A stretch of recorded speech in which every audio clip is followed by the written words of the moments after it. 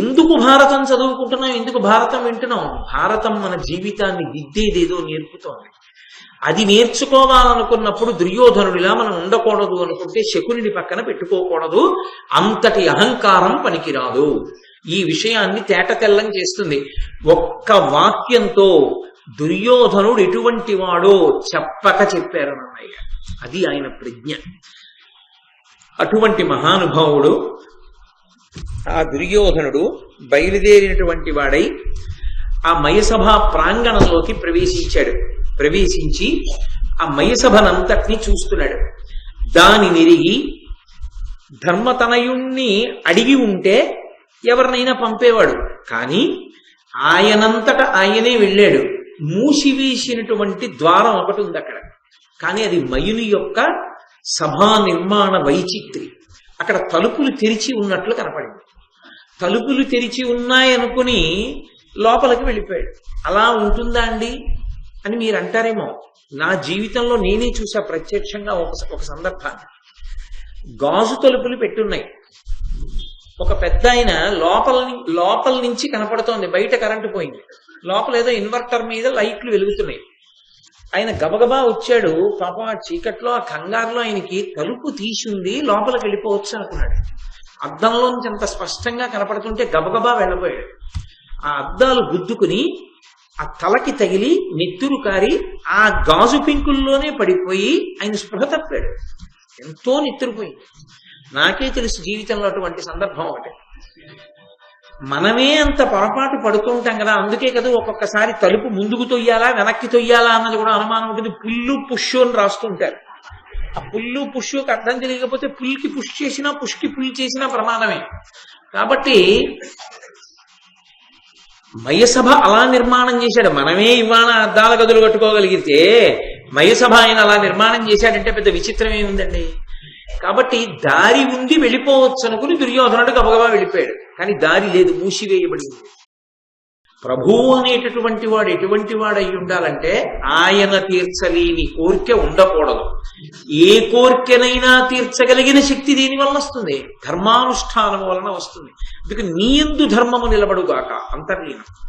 కాబట్టి పక్షి సమితి బహుఫల వృక్షంబు అమరులింద్రు, దేవతలందరూ కూడా ఇంద్రుణ్ణి ఎలా ఆశ్రయిస్తారో అలా అక్కడ వర్షాధిదేవతను అనుకోండి, అప్పుడు ఇక్కడ ఇంద్రుణ్ణి ఆశ్రయించినట్లు అనిశమును ఉపజీవించునట్లు బంధుజనులు నిన్ను ఉపజీవింప మనుము పేర్మి. వీళ్ళందరూ వాటిని ఎలా ఆశ్రయిస్తారో అలా బంధుజనులందరూ కూడా నిన్ను ఆశ్రయించి సంతోషంగా జీవనం చేసేటట్టుగా, అంటే 10 మందికి పనికొచ్చేవాడివై నీ కోసం నువ్వు బతికేవాడివి కాకుండా 10 మంది కోసం బ్రతకగలిగినటువంటి వాడివై వర్ధిల్లెదవుగాక అని శ్రీకృష్ణ భగవానుడు ధర్మరాజుకు ఆశీర్వచనం చేశాడు. ఇందులో గమ్మత్తు ఏమిటంటే కృష్ణ భగవానుడు వెళ్ళిపోయాడు ద్వారకా నగరానికి. భీష్మాచార్యుల వారు వెళ్ళిపోయారు, ద్రోణాచార్యుల వారు వెళ్ళిపోయారు, కృపాచార్యుల వారు వెళ్ళిపోయారు. మిగిలిన మహారాజులందరూ వెళ్ళిపోయారు. వెళ్ళని వాళ్ళు ఇద్దరే ఉన్నారు. ఒకడు దుర్యోధనుడు, ఒకడు శకుని. వీళ్ళిద్దరే ఉన్నారు. ఎందుకున్నారు వాళ్ళిద్దరు అంటే వాళ్ళకు ఒక తీవ్రమైన కోరిక మిగిలిపోయింది. ఆ మయసభ యొక్క సౌందర్యం, మయసభ యొక్క వైభవాన్ని చూశాడు దుర్యోధనుడు. విపరీతంగా ఆకర్షింపబడ్డాడు. ఆ మయసభా ప్రాంగణాన్నంతటినీ కూడా తాను తనివి తీరా చూడాలనుకున్నాడు. అందుకని అందరూ వెళ్ళిపోయినా వాళ్ళిద్దరూ మాత్రం ఉండిపోయారు. వాళ్ళిద్దరే ఉండిపోయారు అన్న మాట వెనక వ్యాసుని యొక్క హృదయం వేరు. మీరు దాన్ని జాగ్రత్తగా పట్టుకోవాలి. జరగబోయేటటువంటి ప్రమాదాన్నంతటినీ కూడా సూచిస్తున్నారు. ఏదైనా ఊరెళ్ళాం అనుకోండి, ఒక 500 మందిని కలిసి నేను ఒక్కడినే ఇంకొక 2 రోజులు ఉండవలసి వచ్చింది అనుకోండి, మా 500 మందిలో ఎవరినైనా ఒక్కరిని మీతో ఉంచుకోండి సహాయంగా. ఒక్కరే ఉండడం ఎందుకు?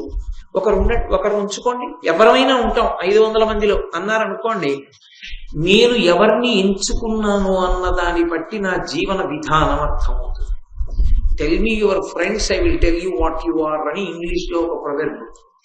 నేను ఎవరిని ఎంచుకుంటానో అన్నదాన్ని బట్టి నా మనసు ఎటువంటిది అన్నది అర్థమైపోతుంది.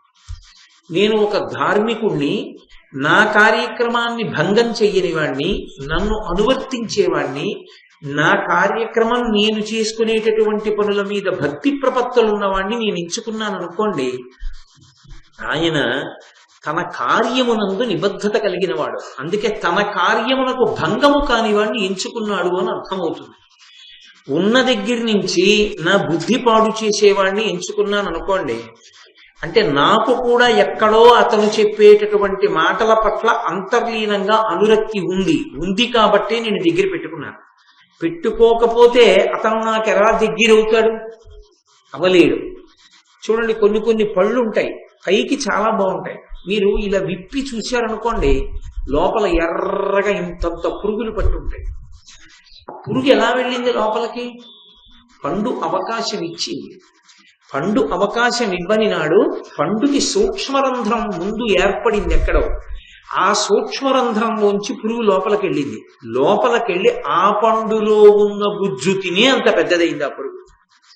పైన మళ్ళీ బెజ్జం మూసుకుపోయింది, కానీ లోపలి పురుగు బతకడానికి అవకాశం ఇస్తున్నది మాత్రం పండే. లేనినాడు ఆ పురుగు లోపల ఉండలేదు. మీరు అవకాశం ఇవ్వని నాడు మీ పక్కన దుర్మార్గులు కూర్చోలేదు. ఒకవేళ ఏదో కారణం చేత వాడు వచ్చి పక్కన కూర్చున్నా మీకు సంగం కుదరదు, మీరు వాడిని అంటి ఉండడు. వాడి బుద్ధి తెలియగానే మీరు దూరం అయిపోతారు.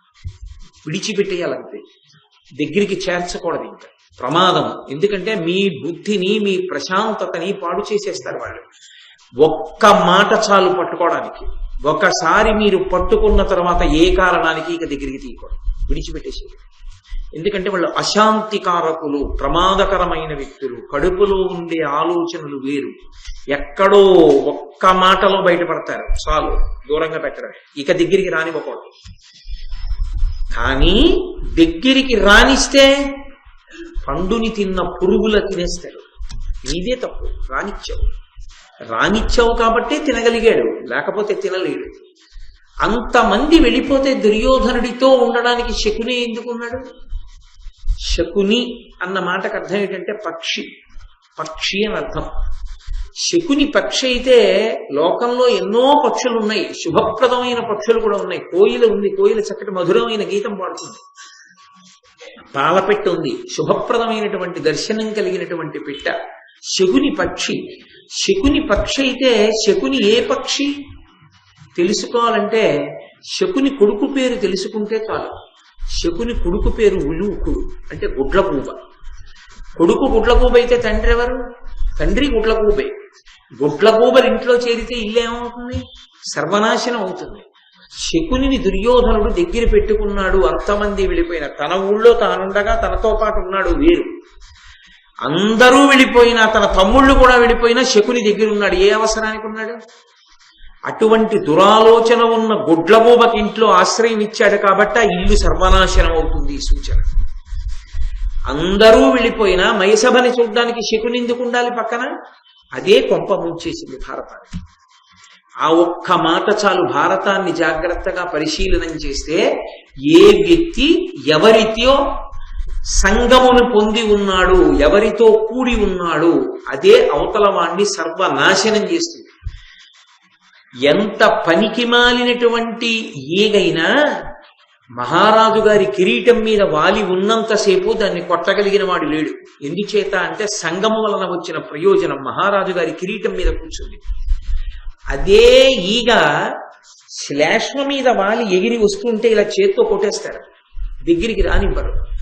దానికి పూజనీయత లేదప్పుడు. ఒక పుష్పహారం పరమేశ్వరుడి మెడలో ఉన్నది తీసి చేతికిస్తే కళ్ళకద్దుకుని తల మీద పెట్టుకుంటారు. ఒక శవానికి వేసిన పుష్పహారం జారి కింద పడితే కాలుతో కూడా తొక్కరదండి. రెండూ పుష్పహారాలే. దేనితో కూడిందా అన్నదాని వల్ల వస్తోంది ప్రయోజనం. ఇనుము తనంత తాను గొప్పది, కఠినమైనది. అగ్నితో కూడితే 10 కాలాలకి పనికొచ్చేటట్టుగా ఓంగి కిటికీ ఊచవుతుంది. అదే ఇనుము వాననీటితో కూడితే లేదా నీటితో కూడితే తుప్పట్టి విరిగిపోతుంది. ఇంత ఇనుము కూడా ఎవరితో కూడావన్న దాన్ని బట్టి అభ్యున్నతి కానీ పతనం కానీ ఆధారపడతాయి. దుర్యోధనుని యొక్క బుద్ధి ఎటువంటిది? ఎవరి మాట వింటాడు, ఎవరిని దగ్గర ఉంచుకోవడాన్ని ఇష్టపడతాడు, ఎవరి యొక్క మాటలకు ప్రేరణ చెందుతుంటాడు, ఇది శకునిని దగ్గర ఉంచుకోవడం అన్న మాట చేత తెలిసిపోతుంటుంది. ఒక్కొక్కరికి చూడండి, ఒక్కొక్క మనిషి పక్కన ఉంటే సంతోషంగా ఉంటారు. ఏమంటే ఇవాళ కొంచెం అలా ఉన్నారంటే ఏడి అతను లేడుగా, దాంతో కొంచెం విసుగ్గా ఉంది, ఇవాళ అతను ఉంటే కాలక్షేపంగా ఉండేదంటాడు. అంటే అతను ఉంటే ఇతనికి శాంతి, అతను మంచివాడైతే ప్రమాదం రాదు. వాడు దుర్మార్గుడు అనుకోండి, ఈ సంఘం ప్రమాదాన్ని తీసుకొస్తుంది, పాడు చేసేస్తుంది, పతనమైపోతాడనడానికి ఇంకా ఇంతకన్నా ప్రమాణవాక్కు అక్కర్లేదు. కాబట్టి శకునిని ఉంచుకుని తనతో ఆయన మయసభనంతటినీ కూడా చూడాలి అని కోరుకున్నాడు, మయసభని చూడాలి అని కోరుకున్నాడు అనుకోండి. అంత ఆదరించినటువంటి ధర్మరాజు గారిని నేను ఇవాళ మయసభా ప్రాంగణం అంతా చూడాలనుకుంటున్నాను, ఎక్కడే ఉన్నాయో చూడడానికి నాకు ఒక సహాయకుడిని పంపించు అని అడిగాడు అనుకోండి. పంపడా ధర్మరాజు? పంపుతాడుగా. ధర్మరాజుని ఒక సహాయకుడిని అడిగి ఉండుంటే ఆ సభలో ఎక్కడ ఏముందో తెలుసుకోవడానికి తలకి బొప్పెందుకు కడుతుంది, నీళ్లు లేని చోట నీళ్లున్నాయనుకుని ఎందుకు తడబడతాడు, నీళ్లు ఉన్న చోట లేవనుకుని అందులో ఎందుకు దిగి భ్రంశపడతాడు, ఎందుకు పొరపడతాడు అంటే ఎంతటి అహంకారగ్రస్తుడో మీరు దాన్ని బట్టి అర్థం చేసుకోవచ్చు. ఒక సభని చూడ్డానికి నేను అడగడం ఏంటి ధర్మరాజుని, నేను చూడలేనా, నాకు తెలియదా, మాకు తెలియవా, మాకు లేవా ఇలాంటి సభలో? ఆంతరమునందు మనకి లేదు ఇటువంటి సభ, అందుకే ఉన్నాడు. అది చూడాలి. అది చూడాలని ఉన్నవాడు చూడడానికి మనిషినిమ్మని మాత్రం అడగడం. ఎందుకు అడగడంటే ఆభిజాత్యం, అహంకారం. ఇంతటి అహంకారం పక్కన చెడు మాటలు చెప్పగలిగిన వాడితో కలుస్తోంది. మయసభలో కలిసింది అంటే ఇలా కలిసిన వాళ్ళిద్దరూ రేపొద్దున్న ఎంత ప్రమాదాన్నైనా తీసుకొస్తారు.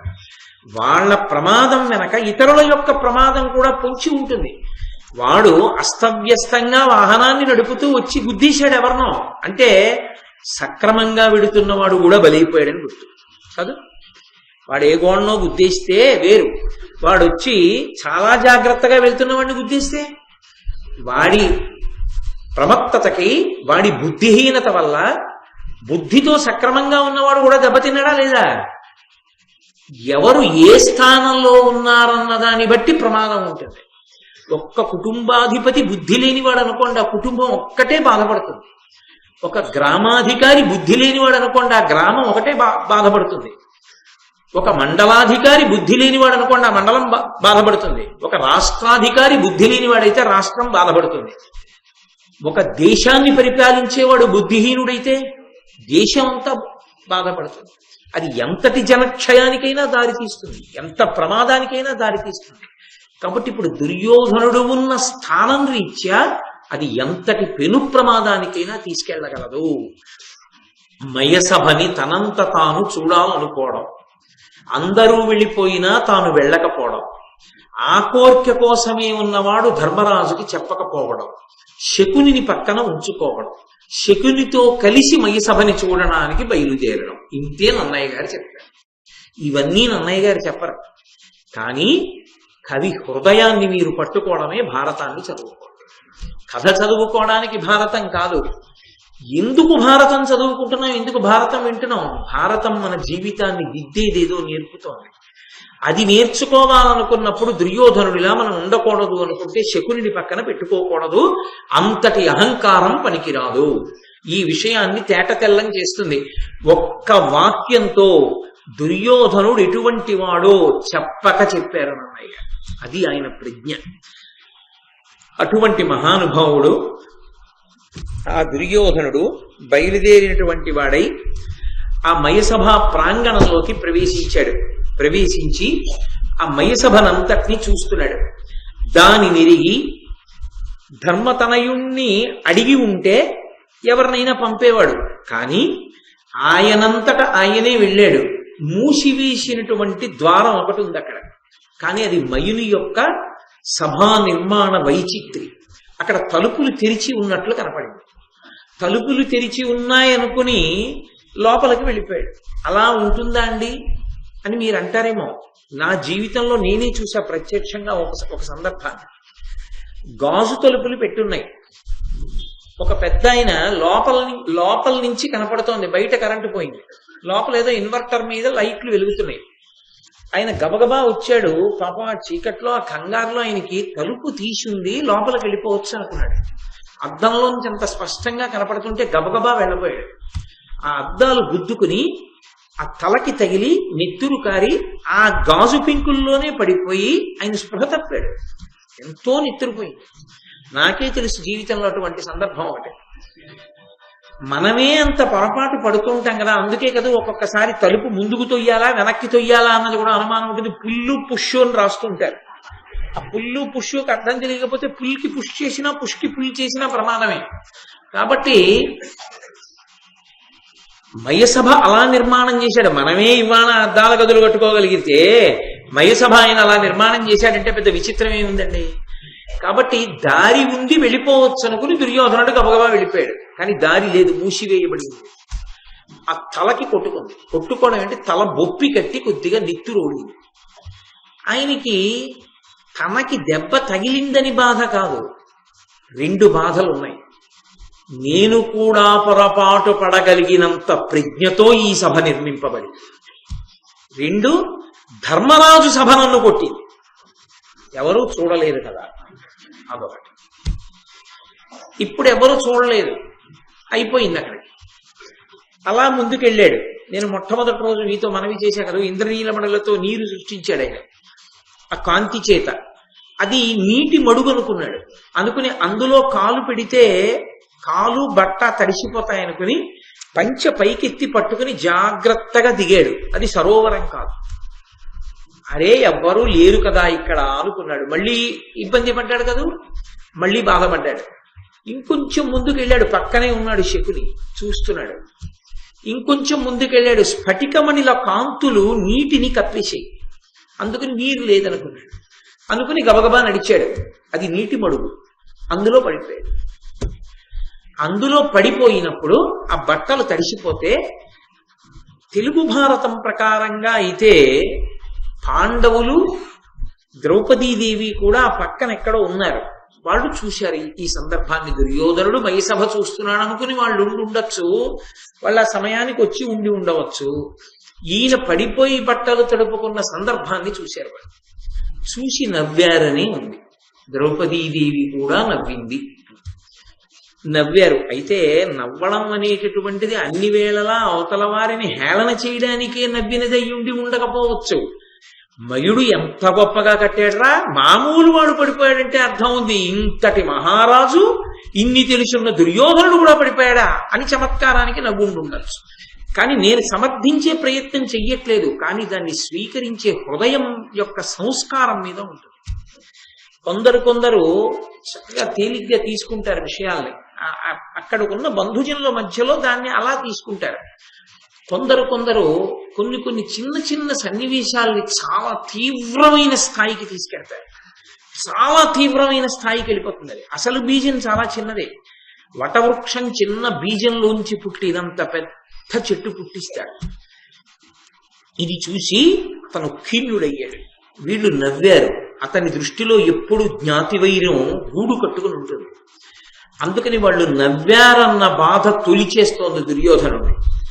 వెంటనే ధర్మరాజు గారు చూసి, దాని నిరిగి ధర్మతనయుండు ధృతరాష్ట్రుతనయునకు సమీరతనయు చేత దివ్య వస్త్రములను దివ్య భూషణములనిచ్చి పుచ్చే ప్రీతి ఏర్పడంగా, ప్రీతి ఏర్పడేటట్టుగా, ప్రేమ కలిగేటట్టుగా, అయ్యో బట్ట తడిసిపోయిందని మళ్ళీ వెంటనే మంచి బట్టల్ని ఆభరణాల్ని భీమసేనుడి చేత పంపించాడు. ధర్మరాజు గారేం సామాన్యుడు కాడు.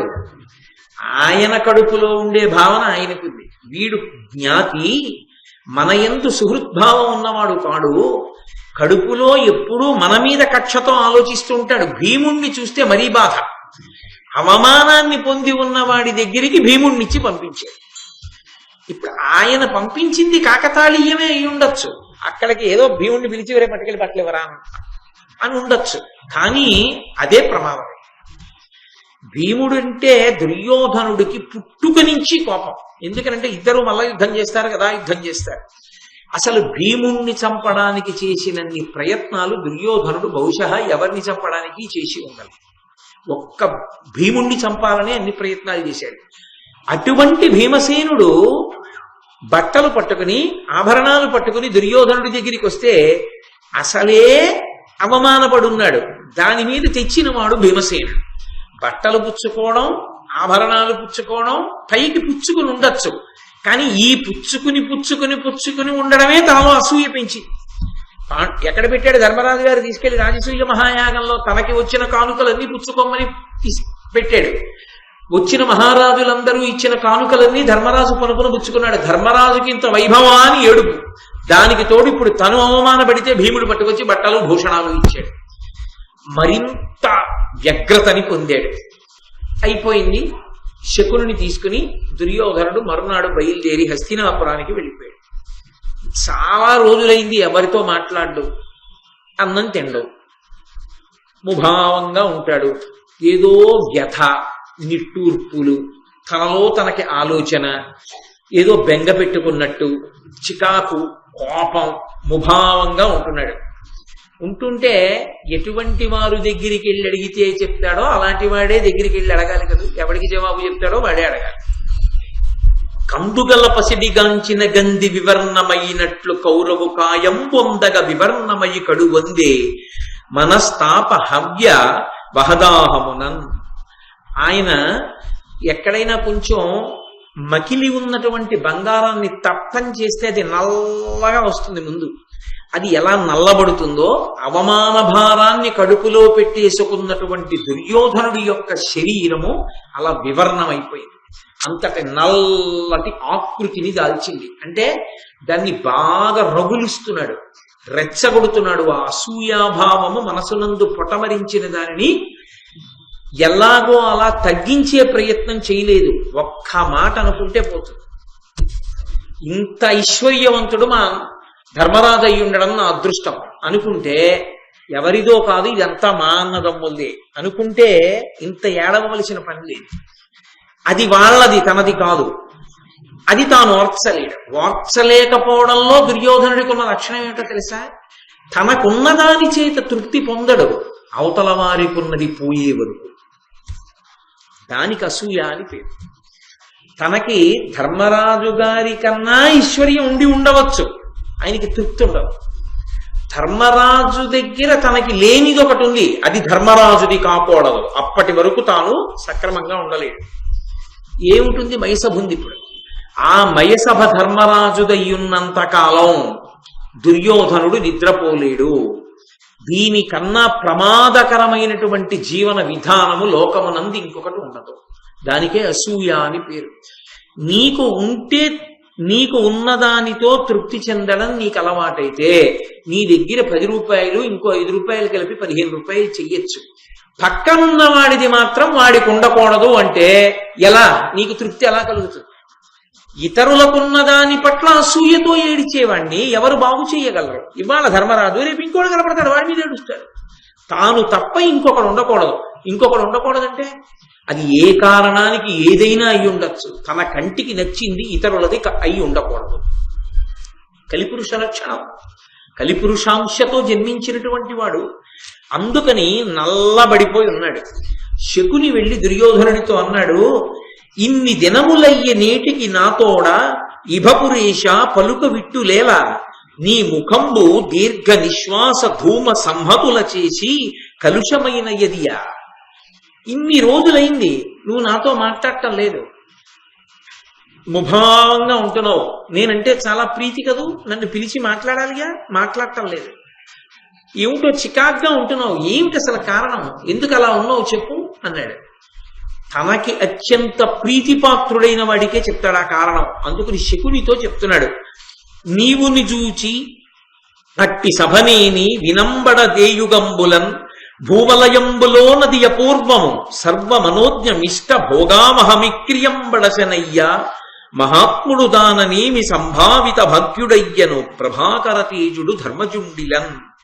నీవును చూచితివి అట్టి సభనేని వినంబడ దేయుగంబులన్. నువ్వు చూశావు. అక్కడ మొదలుపెట్టాడు.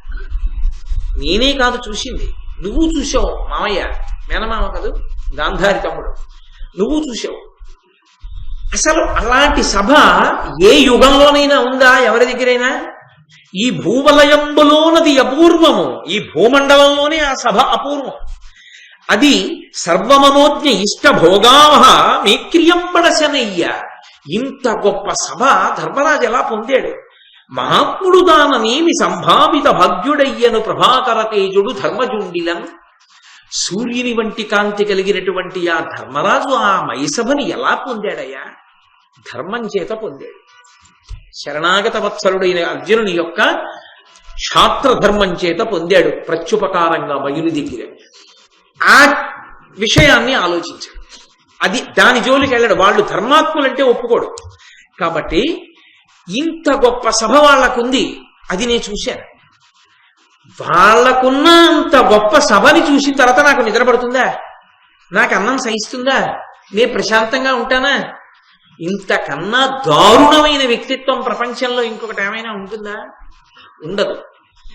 కడు భయమంది వానికి దగన్మరి వైశ్యులవోలవస్యులై పుడమినతి ప్రసిద్ధులకు భూపుతులెల్ల మహాధనావళుల్ దడయక తెచ్చి ఇచ్చి కరదానము చేయుట పార్థివత్వం ఎప్పడియే పృథాగ్రపుత్రునకు పాండవ తేజము పర్వ్య నెల్లచో. చూశావు, ఆ మైసభా మంటపంలో కృష్ణుడికి అగ్రపూజ చేశారు. ఆ అగ్రపూజ చేస్తున్నప్పుడు ఎంత విచిత్రమయ్యా, ఈ ప్రపంచంలో ఉన్న రాజులందరూ వైశ్యుల్లా మారిపోయారు అన్నాడు. వైశ్యుల్లా మారిపోవడం అంటే, వైశ్యుడు వ్యాపారం చేస్తాడు. వ్యాపారం చేసేటప్పుడు అది దాచుకు చేసేది కాదు. ఆ కొట్టన్న తర్వాత 10 మంది ముందు విప్పి పెడితేనే కదా 10 మంది చూసి ఇక్కడ ఈ సరుకుందని చెప్పి వచ్చేది. కాబట్టి అందులోకి దొంగ వస్తాడు, దొర వస్తాడు, సంఘ వ్యతిరేక శక్తులు వస్తాయి, కొనుక్కునే వాళ్ళు వస్తారు, పనులేసేవాళ్ళు వస్తారు, నియంత్రించే ప్రభుత్వం వస్తుంది, మాట సాయం చేసే మంచివాడు వస్తాడు. వచ్చిన ప్రతివాడు కొన్నా కొనకపోయినా ఎంతో మర్యాదతో మాట్లాడాలి. అంతేకాని మీ దగ్గర డబ్బులు ఉన్నాయో తీసి చూపించండి అప్పుడు చెప్తాను, ఏంట్రా ఆయన్ని చూపించకండి అనగలడా? అనలేడు. అన్నీ చూసేసి 1000 బట్టలు చూసి అబ్బే ఇది కాదు, ఈ మధ్య వస్తున్న అంచు వేరని వెళ్ళిపోయినా కూడా నవ్వుతూ ఊరుకుని మళ్ళీ మడతలెట్టి లోపలెట్టుకోవాలి. అంతేకాని దెబ్బలాడకూడదు. వైశ్యుడు తన వ్యాపారాభివృద్ధి కొరకు ప్రతి వాళ్ళని గౌరవించాలి. తప్పదది. వీసమిత్తు లాభం లేనిదే వ్యాపారస్తుడు వరదలో దూకడం అని సామెత. కాబట్టి ఆయన ఆ గౌరవాన్ని పాటించకపోతే తన వ్యాపారాన్ని చేయలేడు. అది నేను తక్కువ చేసి మాట్లాడుతున్నానని మీరు అనుకోకూడదు. ఒక్కొక్క వృత్తికి ఒక్కొక్క పరిమితి ఉంటుంది. ఓ ప్రభుత్వోద్యోగి ఉన్నాడు అనుకోండి, సాధారణంగా పిల్లలతో అంటారు, మేమెవరి మీద ఆధారపడక్కర్లేదురా, మేము చచ్చిపోయేంత వరకు మా ఉద్యోగం మమ్మల్ని కాపాడుతుంది. మేము ఉద్యోగంలో ఉన్నా, ఉద్యోగం వదిలిపెట్టినా కూడా, మాకు జబ్బు వచ్చినా కూడా హాస్పిటలైజేషన్ ని కూడా గవర్నమెంట్ చూసుకుంటుంది. మాది గవర్నమెంట్ ఉద్యోగం, ఎవరికి భయపడక్కర్లా. 60 ఏళ్ళు వచ్చే వరకు ఉద్యోగం చేస్తాను, 60 ఏళ్ల తర్వాత పెన్షన్ ఇస్తుంది. నేను ఏ కొడుకు మీద ఏ కూతురు మీద ఆధారపడవలసిన అవసరం నాకు లేదంటాడు. ఎందుకని? అది ఆయన ధైర్యం, గవర్నమెంట్ ఉద్యోగంలో ఉన్నానని. ఆయనకి అది ధైర్యం అయితే వైశ్యుడు అలా అనలేడు. ఇవాళ 50 లక్షలు అమ్మేశానంటే ఇంకా వ్యాపారానికి వస్తే ఎంత రాకపోతే ఎంత అనలేడు. ప్రతిరోజు అమ్మాలనే చూస్తాడు, దినదినాభివృద్ధి పొందాలని చూస్తాడు. కాబట్టి అందరి పట్ల అణుకువగా ఉండాలి. అలా ఈ రాజులేమిట్రే ఇంత అణకువగా వచ్చారు, ఒక్కడి దగ్గర ధైర్యం లేదు. వచ్చి కప్పాలు వరుస క్రమంలో నిలబడి కట్టేశారు కదరా ఒక్కొక్కడును. అతి ప్రసిద్ధులకు భూపుతులెల్ల మహాధనాములు దడయక తెచ్చి ఇచ్చే కరదానము చేయుట పార్థివత్వమెర్పడియే పృథాగ్రపుత్రునకు పాండవ తేజము పర్వె నెల్లతో. అంతంత కప్పాలు తీసుకొచ్చి వాళ్ళందరూ భయంతో భక్తితో కట్టేస్తుంటే ఎక్కడ చూసినా పాండవుల యొక్క పౌరుష పరాక్రమాలు విస్తరిల్లితే నాకు ఎంత చిన్నతనంగా అనిపించింది. అక్కడే నిలబడి ఒక్కొక్కడిని వరుస క్రమంలో నించోపెట్టి తీసుకెళ్లి వాళ్ళందరికీ కూడా ఆ బహుమానాలు ఇప్పించడమా, వాళ్ళందరూ బహుమానాలు కట్టి ధన్యులైనట్టు వెళ్ళిపోవడమా, అవన్నీ నా కర్మకాలి నేను గుచ్చుకుని వాళ్ళ కోశాగారం అంతా నింపడమా? ఏమిట్రా ఎంత వైభవంరా పాండవులది! జన్నంబు చూడగ సకల భూముల నుండి వచ్చిన రాజ్యవరులు అవని సురులకు వైశ్యుల శూద్రుల ఆత్మీయ బంధు సుహృదీశ్వర భట నియోగ జనులను పేదల సాధుల నిత్యంబు తాన పరీక్షించి తగవిరింగి ఎన్నంబు దయపెట్టి అందరూ కుడిచిన తను మధ్య అర్ధరాత్రంబునప్పుడు కాని కుడువదట్టె కమలాక్షి ద్రౌపది అదియుగాక అమ్మహాద్ధరమున అధముడయ్యూకడు ప్రియంపున అభ్యర్థితుండు కాని వంచితుండు లేడు. అసలు ఏం అదృష్టం! ఆ పాండవులు కప్పాలు పుచ్చుకోవడం ఒక ఎత్తైతే, ఆ ద్రౌపదీదేవి యావత్ భరతఖండం నుంచి వచ్చినటువంటి వాళ్ళు, యజ్ఞం చూడ్డానికి వచ్చినటువంటి రాజులకు, వైశ్యులకు, ఇతరమైనటువంటి కులాల వాళ్ళకి, అందరికీ, సుహృత్తులకు, భటులకు తాను దగ్గరుండి జాగ్రత్తగా పరీక్షించి కడుపు నిండా తింటున్నారా తింటలేదా చూసుకుంటూ ఇంకొంచెం వేసుకోండి ఇంకొంచెం వేసుకోండి అని వడ్డన చేసి అర్ధరాత్రి ఎప్పుడో తాను అన్నం తిని పడుకునేది. ఎంత కీర్తి సంపాదించింది! ఏమి ద్రౌపదీదేవి, ఏమి ఆదరణ అని ఎంత పేరు తెచ్చుకుంది! ఎంతమందికి అన్నం పెట్టింది ఆ రోజుల్లో! అంతమందికి అన్నం పెట్టి ద్రౌపది కీర్తి తెచ్చుకుంటుంటే నా కడుపు మండిపోలా. అది ఆయన బాధ. ఏం చెప్తాం? యాదవు చేతి చక్రము భయంకరమై శిశుపాల మస్తకచ్ఛేదము చేసినంగడు ప్రసిద్ధుల శౌరులనైన రాజుల యాదవ ముందటం జయజయధ్వనులిచ్చిరి గాని వాని శౌర్యోదయ వృత్తి కట్టెనుదర నోపరు ఎవ్వరు విక్రమింపగన్. ఒక పక్క అంత రాజ్యసభలో శిశుపాలుడు లేచి సభకి అవమానం జరుగుతోందన్నా సరే ధర్మరాజు అది అవమానం కాదు, కృష్ణుడికే అగ్రపూజ అంటుంటే, కృష్ణుడు చేతి చక్రంతో అడిగిన శిశుపాలుడిని చంపేస్తే ఒక్కడు లేచి ఇదే విదారుణం అన్నవాడు లేడు. పైగా జయజయధ్వానాలు చేశారు అందరూ కృష్ణుడికి. ఎంత బాధేసింది నాకు! ఇంతమంది ఆ కృష్ణుడికి, పాండవులకి జయజయధ్వానాలు చేయడమా? అతుల పరాక్రమర్జితములైన ధనంబుల పేర్మి చేసి ఉన్నతమగుచున్న పాండు నరనాథ తనూజుల లక్ష్మినాక అసమ్మతమయి సువిలింగే వినుమాతుల మానధనాఢ్యుడైన భూపతి సహింపవోపునే సపత్తుల వృద్ధియు ఆత్మహానియున్. చూడవయా మాతుల, ఓ మేనమామ, అతుల పరాక్రమర్జితములైన ధనంబుల పేర్మి చేసి విశేషమైనటువంటి పరాక్రమంతో అంత ధనాన్నంతటినీ ఆర్జించి ఉన్నతమగుచున్న పాండునరనాథ తనూజుల లక్ష్మినాక సమ్మతమయి సువిలింగే, అంత ఐశ్వర్యాన్ని పాండవులు పొంది ఉండడం చేత నాకు విశేషమైనటువంటి అసూయ కలుగుతోంది. నేను దాన్ని తట్టుకోలేకపోతున్నాను. మానధనాఢ్యుడైన భూపతి సహింపనూపునే సపత్నుల వృద్ధియు ఆత్మహానియున్. ఆత్మాభిమానం ఉన్నటువంటి ప్రభువు ఇతరులు వృద్ధి పొందుతూ తాను తక్కువైపోతుంటే చూస్తూ ఉండగలవయా? దానికి జోడింపు. తను పనికి మాలిన వాణ్ణి తన ఎందు తప్పు బుద్ధి ప్రవేశిస్తోందండవు, తనది మంచి బుద్ధి అని చెప్పుకోవడం ఒప్పుకోలేట. మానధనుడైనటువంటి రాజు సపత్నుల వృద్ధియు ఆత్మహానియున్ అంగీకరించాడు. అందుకని నాకు పాండవుల మీద అసూయ పుట్టింది అంటే, శకుని అన్నాడు, ఎందుకయా అంత బాధపడతావు? మీ నాన్న ఒప్పుకోవాలి, కానీ మీ నాన్న ఒప్పుకుంటే ఒక్క సైనికుడి అవసరం లేకుండా ధర్మరాజు గారిని ద్యూతానికి పిలిచి మాయాద్యూతంలో, ధర్మరాజుకి ద్యూత క్రీడ అంటే మిక్కిలి మక్కువ, కానీ ద్యూతమునందు ప్రావీణ్యమున్నవాడు కాడు. నన్ను మించినటువంటి వాడు 3 లోకములలో లేడు. మాయాద్యూతంలో చప్పుడవ్వకుండా పావుగంటలో పాండవుల యొక్క సమస్త సామ్రాజ్య వైభవాన్ని నిధిగా చేసేస్తాడు. కానీ మీ నాన్న ధృతరాష్ట్రుడు మహారాజు, అతను అంగీకరించాడు. అతను అంగీకరిస్తే తప్ప ఈ ద్యూతం జరపడానికి వీల్లేదు. అందుకని ఎలాగైనా సరే మీ నాన్న యొక్క అనుమతిని సంపాదించాలన్నాడు. వెంటనే దుర్యోధనుడు అన్నాడు, దానికేమి లోటు, మా నాన్నని ఒప్పిద్దాం పద అన్నాడు. ఇద్దరూ కలిసి వెళ్ళారు. దుర్యోధనుడు వచ్చాడు, శకుని వచ్చాడు. పరమప్రీతితో దుర్యోధనుడు, ఆ ధృతరాష్ట్రుడు కొడుకొచ్చాడని సంతోషించాడు. అది మనసుకి పట్టేటట్టుగా నేపథ్యాన్ని తయారు చేయడం అనేటటువంటి ప్రక్రియలో శకుని ఎంత సిద్ధాస్తుడో అర్థమవుతుంది. అవతల వారి మనసుకి ఉన్నటువంటి బలహీనతని బాగా పట్టుకున్నాడు. ధృతరాష్ట్రుడికున్న పెద్ద బలహీనత ఏమిటంటే, మహారాజుగా రాజ్యక్షేమం కోసం నిర్ణయం చేస్తావా, మహారాజులా మంచివాడిలా పైకి నటిస్తూ పుత్రవ్యామోహంతో కొడుకు కోసమని ఎంత ధర్మాన్నైనా బలిపెట్టేస్తావా అంటే, మహారాజుగా రాజ్యక్షేమాన్ని కోరి కొడుకుని మందలించలేక పైకి మంచివాడిలా ధర్మాత్ముడులా కనపడుతూ తన కొడుకు యొక్క ప్రయోజనం కోసం అంధుడై లొంగి పైకి మంచివాడిలా కనపడుతూ ఎంత ప్రమాదకరమైన పని చేయడానికైనా తెగిస్తాడు. అది ధృతరాష్ట్రుడి యొక్క లక్షణం. ఒక విధంగా చెప్పాలంటే దుర్యోధనుడి కన్నా ధృతరాష్ట్రుడు ప్రమాదకారి. ఎందుచేతనో తెలుసా?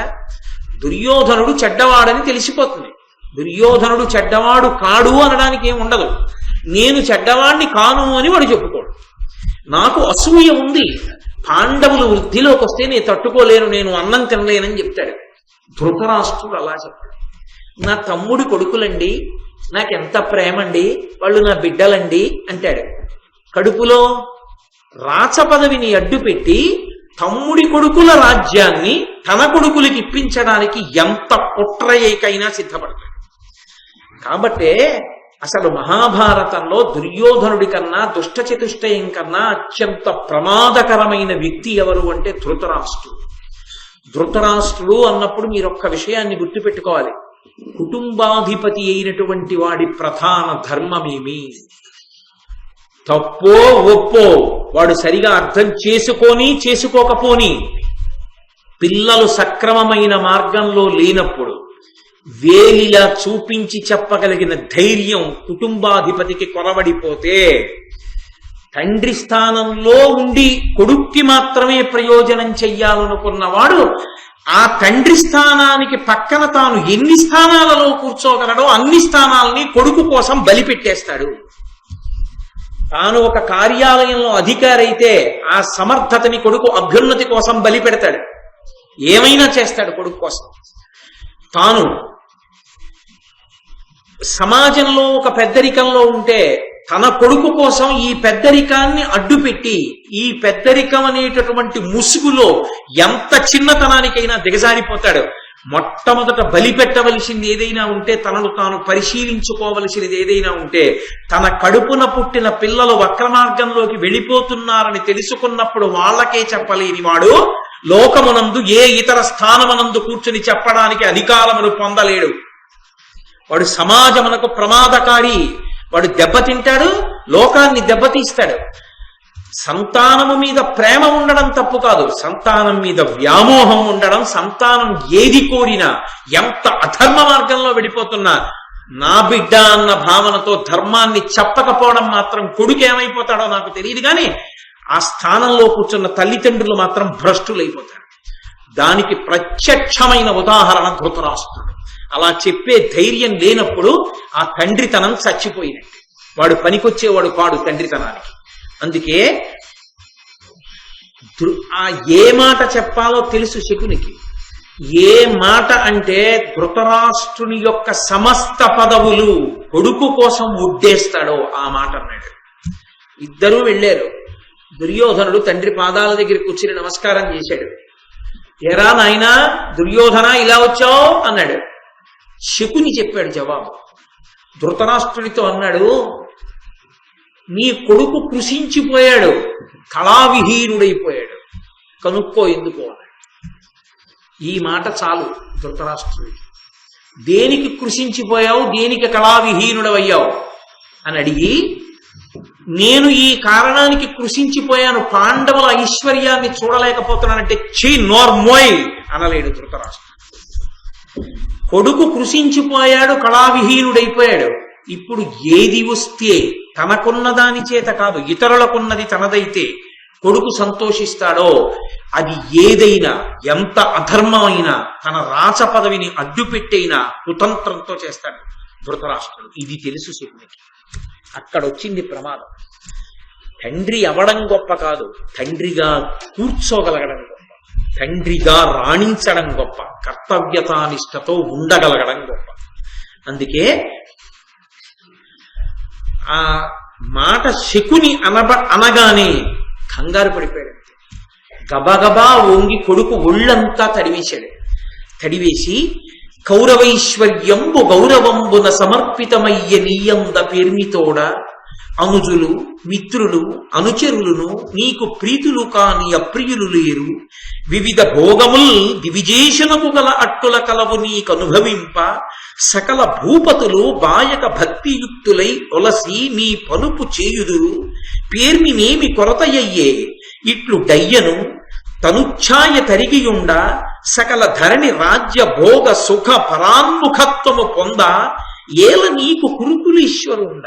అది కొడుకుని పిలిచినటువంటి సంబోధన. ఒక తండ్రి కొడుకు కృషించిపోయి కళావిహీనుడవై అయ్యాడంటే ఎందుచేతరా అనొక మాట అంటే చాలు.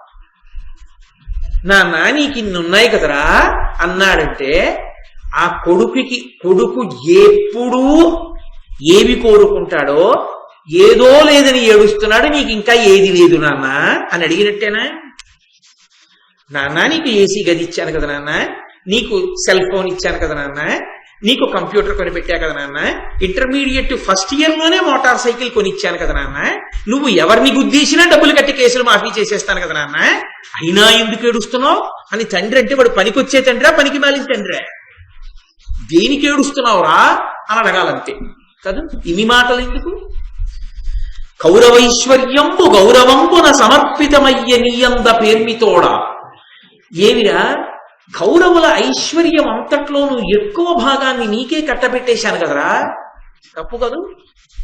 తాను రాచరికంలో ఉండి అదేం పని అసలు? నీకే కట్టబెట్టానుగా. అనుజులు మిత్రులు అనుచరులు నీకు ప్రీతులు కాని అప్రియులు లేరు. నీ చుట్టుపక్కల ఉండే స్నేహితులనుకో, నీ తమ్ముళ్ళనుకో, నీ అనుచరులనుకో, వాళ్ళందరూ నీ ఎందు ప్రియభావనతో ఉన్నవాళ్లే కానీ నీ పట్ల అప్రియమైన భావన ఉన్నవారు కారే. వివిధోపభోగముల్ దివిజేషణకు కల అట్టుల కలవు నీకు అనుభవింప. వివిధ భోగోపకరణములు దేవేంద్రుడికి ఎలా ఉంటాయో అనుభవించడానికి అలా అన్ని భోగోపకరణములు నీకు సమకూర్చాను అనుభవించమని. అవి ఉన్నాయిగా, ఇంకా ఏమిటి లోటు వచ్చిందిరా? సకల భూపతులు బాయక భక్తియుక్తులయ్యులసి నీ పనుపు చేయుదురు. ఇంతమంది రాజులు నీకు భయపడి నీకు ఊడిగం చేస్తున్నారు. ఇన్ని నీకు సమకూర్చాను కదరా. ఇన్ని ఉన్నా పేర్ని ఏమి కొరత అయ్యే? నీకు ఇంకా ఆధిక్యతలో ఏమి తక్కువ వచ్చిందిరా? ఎందుకలా చిక్కిపోయావు? ఎందుకంత కళావిహీనుడు అయిపోయావు? రాజ్య భోగమునందు పరాన్ముఖత్వం ఎందుకు వచ్చింది నీకు? ఈ భోగాలు నేను అనుభవించానని ఒక్కడివి అలా కృషించిపోయి ఎందుకు కూర్చుంటున్నావురా? ఏల నీకు కురుకులేశ్వరుండా, కురుకులమునకు ఈశ్వరుంటేవాడు. అటువంటి వాడా అంటే ఎంత పుత్ర వ్యామోహం. ఆ వ్యామోహం ముందు ఎంత యుక్తాయుక్త విచక్షణ కోల్పోతాడో, కొడుకు కోసం ఏదైనా చేసేయడానికి ఎంత సిద్ధపడిపోతాడో, అన్నీ కొడుకు కోసం చెయ్యడానికి సిద్ధపడుతూ తాను చాలా మంచి వాళ్ళని సంప్రదించి దాన్ని చేసినట్టు ఎంత బాగా నటించగలడో, పైకి కళ్ళు లేకపోవడమే ఉన్నా పైకి అంధుడులా కనపడినా లోపల నిజంగా ఎంత అంధుడో, ఎంత క్రూరుడో, ఎంత కపటియో ఈ ఒక్క పద్యం చెప్తుంది. అందుకే ఒక వ్యక్తి పరిణితి తెలుసుకోవడానికి వాడి కొడుకు తండ్రితో మాట్లాడుతున్నప్పుడు కొడుకు ఎలా ఉండాలని తండ్రి కోరుకుంటున్నాడు అన్నదాన్ని బట్టి ఆ తండ్రి పరిణితిని గుర్తించి దగ్గర ఉంచుకోవచ్చా దూరంగా పెట్టాలా నిర్ణయించుకోవచ్చు.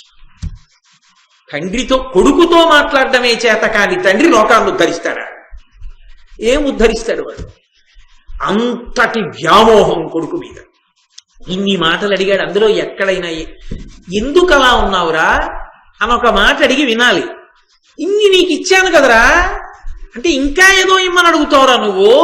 అయినా ఏం చేస్తాను, తెస్తాను లేరా అన్న భావన ఉందా లేదా? ఇక ఆ కొడుకు ఎలా బాగుపడతాడండి? ఆ కొడుకు దేన్నో గుద్దేశాడని ఆడవడం కాదు, ఇంటర్మీడియట్ జూనియర్ లో కొడుకు పేచీ పెట్టాడని మోటార్ సైకిల్ ఇచ్చిన తండ్రి కదా శిక్షార్హుడు ముందు. నేనైతే అంతే చెప్తాను, మీరేమైనా అనుకోండి. కాబట్టి దుర్యోధనుడు అన్నాడు ధృతరాష్ట్రునితోటి, ఏం చెప్పమంటావు నాన్న, పాండవుల రాజ్యం ఎక్కడి వరకు ఉందో తెలుసా నీకు? రాజసూయాగానికి వచ్చావుగా, చక్కగా కూర్చున్నావు, తిరిగి వచ్చేసావు. కానీ నేను రాలేదు, శకునితో కలిసి నేను ఉండిపోయాను అక్కడ, మైసభ చూసి వచ్చాను.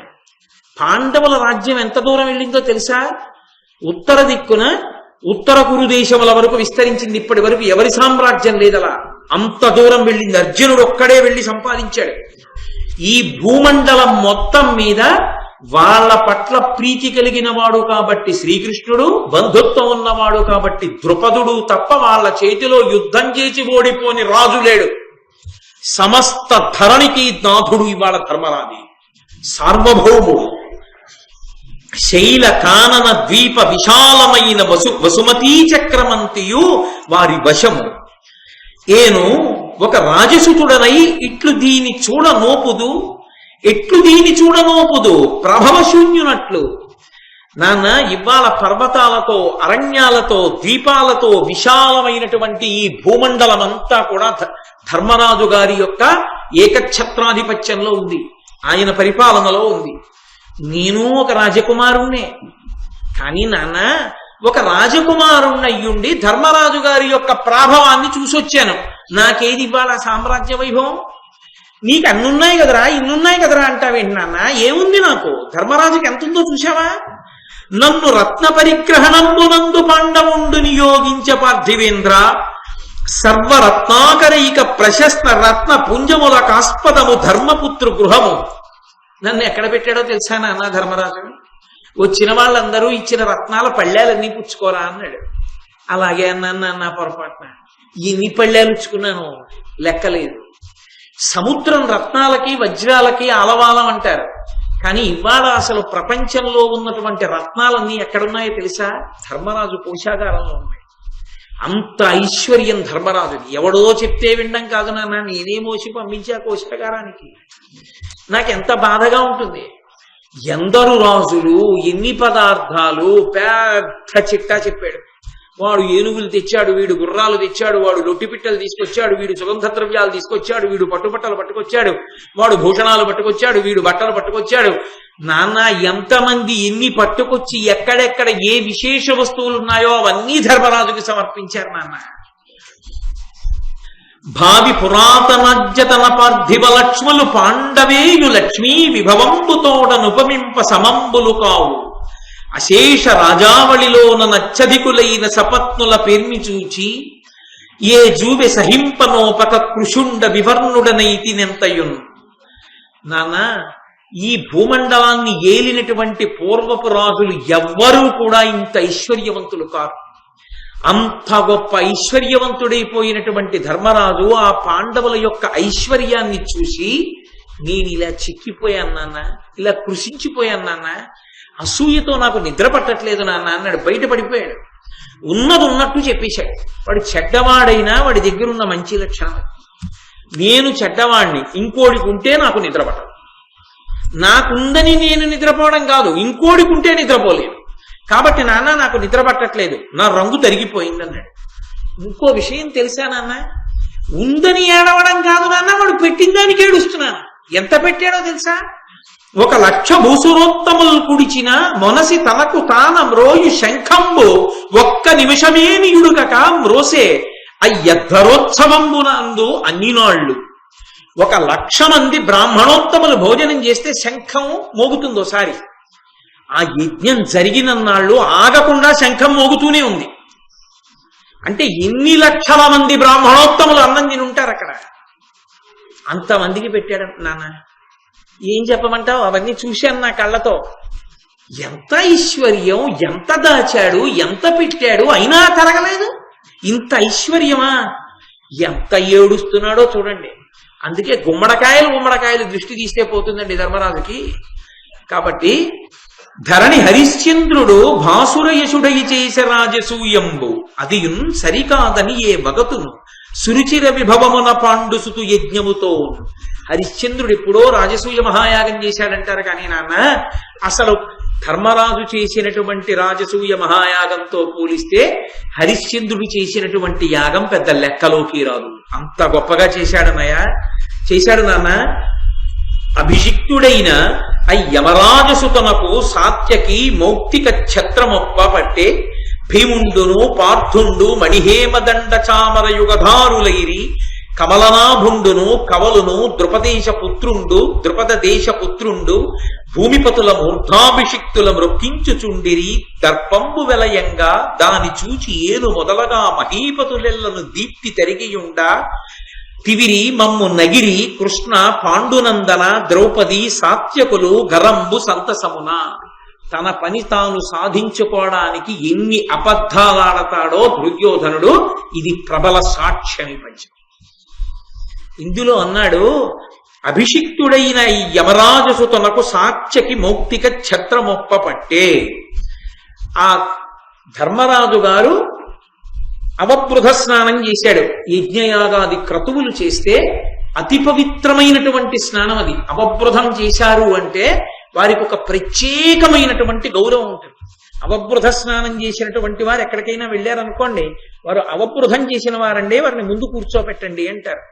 అంటే అంత అనుష్ఠాన బలంతో అంతంత పెద్ద పెద్ద యజ్ఞయాగాది క్రతువులు చేస్తే చిట్ట చివర కూర్చోపెట్టి ఆ దంపతులకి కలశతో నీళ్లు పోస్తారు. మంత్రపూరితమైనటువంటి కలశలతో అభిషేకం చేస్తారు. ఆ స్నానానికి అవబృధ స్నానం అని పేరు. అటువంటి అవబృధ స్నానం చేసిన తరువాత సాత్యకి కృష్ణుడి పక్కన ఉంటాడు ఎప్పుడు. ఆయన పాండవ పక్షపాతి. ఆ సాత్యకి ఛత్రం పట్టుకున్నాడు. నాన్న, భీముండును పార్థుండు మణిహేమదండ చామర యుగధారులైరి. ఒక పక్క భీమసేనుడు, ఒక పక్క అర్జునుడు బంగారు కొమ్ములతో ఉన్నటువంటి చామరాల్ని పట్టుకుని వీచారు ధర్మరాజుకి. కమలనాభుండును కవలును ద్రుపదేశ పుత్రుండు వేర్వేర భూమిపతుల మూర్ధాభిషిక్తుల మృక్కించుచుండిరి. వరుస క్రమంలో నించుని దర్శనం చేసుకుని ఒక్కసారి ఆయన కాళ్ళకి నమస్కారం చేసుకుంటామండి, కాళ్ళకి నమస్కారం చేసుకుంటామండి అని వరుస క్రమంలో వస్తున్న రాజులు తోసుకుంటుంటే ఒక పక్క కృష్ణుడు నిలబడి, ఒక పక్క నకుల సహదేవులు నిలబడి, ఒక పక్క ద్రుపదుని యొక్క కుమారుడు దృష్టజ్యుమ్నుడు నిలబడి, వీళ్ళందరూ కలిసి ఆ రాజుల్ని తోసుకోకండి ఒక్కొక్కళ్ళని తీసుకెళ్లి ధర్మరాజు కాళ్ళకి దండం పెట్టిస్తే వాళ్ళ కిరీట కాంతుల చేత ధర్మరాజు యొక్క పాదములు ప్రకాశించి వాళ్ళు కప్పాలు కడుతుంటే రత్నాలు ఇస్తుంటే నేను పళ్ళాలందుకని పక్కకు అందిస్తుంటే నాన్న ఏం జరిగిందో తెలుసా? నేను అదంతా చూసి చాలా బాధ కలిగి నా ముఖంలో కాంతి తిరిగి నేను పక్కన నించుంటే కావాలని నన్ను చూసి కృష్ణుడు, పాండునందనుడు అంటే పాండవులు, ద్రౌపదీదేవి, సాత్యకి వీళ్ళందరూ కలిసి మొక్కిస్తూ ఉండడం, నా వంక చూసి నవ్వుతూ ఉండడం. అలా నవ్వారు నాన్న. తండ్రికి ఎలా ఉంటుంది? అసలు పుత్రవ్యామోహం. అలా నవ్వారా వాళ్ళు రాజసూయంలో? అలా నవ్వితే నిజంగా భీష్మాదులు ఒప్పుకుంటారా? అసలు నవ్వితే భీష్మాదులు ఒప్పుకోవడం అలా ఉంచండి. అలా పరిహాసాస్పదంగా నవ్వేటటువంటి అత్యంత అల్పమైన సంస్కారము కలిగినటువంటి వాళ్ళ అంటే వాళ్ళు నవ్వారన్న మాటని భారతంలో దుర్యోధనుడు ఎన్నో మార్లు చెప్పాడు. ఒక్కొక్కసారి చెప్పినప్పుడు ఒక్కొక్కళ్ళ పేరు కలిపాడు, ఒక్కొక్కళ్ళ పేరు తీసేశాడు. ఒక్కొక్క సందర్భాన్ని కలిపాడు, ఒక్కొక్క సందర్భాన్ని తీసేశాడు. అంటే ఎన్ని అబద్ధాలాడాడు, వాళ్ళు నవ్విన దాన్ని ఎన్ని చోట్ల తీసుకొచ్చాడు. కృష్ణుడు నవ్వాడన్నాడు, సాత్యకి నవ్వాడన్నాడు, ద్రౌపదీదేవి నవ్విందన్నాడు, పాండవులు నవ్వారన్నాడు. ఇంతమంది మమ్మల్ని చూసి నవ్వడమే పనిగా పెట్టుకుని నవ్వారు నాన్న. నన్ను చూసి అసలే పుత్రవ్యామోహం, గుడ్డిరాజు. దానికి తోడు ఇప్పుడు దుర్యోధనుడు చెప్పిన మాటకి తమ్ముడి కొడుకుల మీద కక్ష పట్టుకుంటాడా? పట్టుకోడా? ఖచ్చితంగా కక్ష పట్టుకుంటాడు. అనగుడై 88,000 బ్రాహ్మణ ప్రవరుల బ్రహ్మవిధుల వెలయంగా అల్లిండ్ల నిలిపి ప్రత్యేకంప 30 దాసుల నొప్పనిచ్చి ముదముతో రక్షించు 10,000 ఉత్తమ భూసురులతని అగ్రాసనమునగల ధౌతమయ పాత్రముల ప్రతిదినమును ఉడువను కట్టను తొడువ పూయ అనుభవింపగలుగుటది ఏమి పురుషార్థమయ్యా. కష్టపురుషునట్టు ఒరుల పేర్మి చూచుచుండ పెద్దయు నేనోపననిన బతికి ఇట్టులనియ శకుని.